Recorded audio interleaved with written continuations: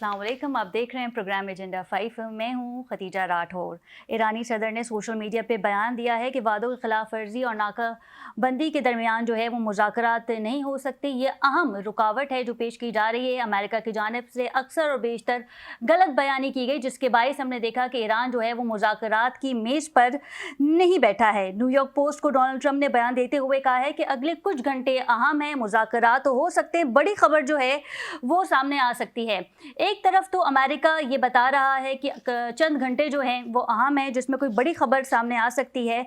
वहीं दूसरी तरफ अमेरिकन बहरिया के सेक्रेटरी जॉन फैलन को बरतरफ कर दिया गया है। इससे पहले हमने देखा था कि अटॉर्नी जनरल को बरतरफ किया गया, आर्मी चीफ को जंग के दौरान ही इस्तीफ़ा देने पे मजबूर किया गया। और सबसे बड़ी जो रेजिग्नेशन है जो अब सामने आया है वो है जॉन फैलन का, जो कि इस वक्त सेक्रेटरी थे और नेवल के जो ऑपरेशंस हैं उन्हें हेड कर रहे थे।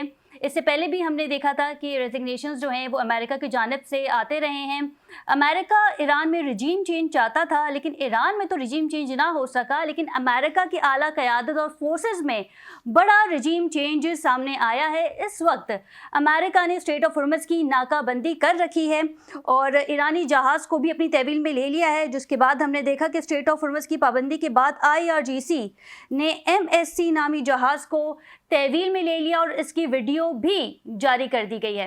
ईरान की तरफ से स्ट्रेट ऑफ हॉर्मुज़ जो है वो बंद कर दिया गया है, जबकि अमेरिका ने जो है इसकी नाकाबंदी कर रखी है।